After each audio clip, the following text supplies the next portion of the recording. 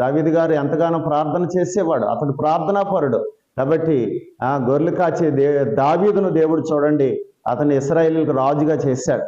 కాబట్టి నీవు రాజుగా, నీవు ఉన్నతమైన స్థితిలోకి రావాలంటే, నీవు రాణిగా, నీవు ఒక గొప్ప స్థితికి రావాలంటే నీవు మరి ఏం చేయాలంటే ప్రార్థన చేయాలి.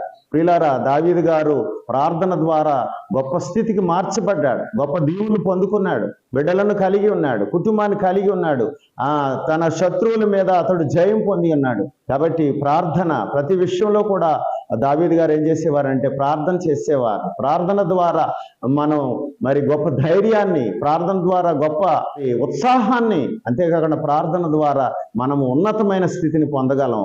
అలాగూ చేసి తప్పనిసరిగా మీరు ప్రార్థన చేసి దైవ దీవెన పొందండి. ప్రభువు మిమ్మల్ని దీవించి బలపరిచి మిమ్మలను ఉన్నతమైన స్థితిలోనికి తీసుకొని వచ్చును గాక. ఆమేన్.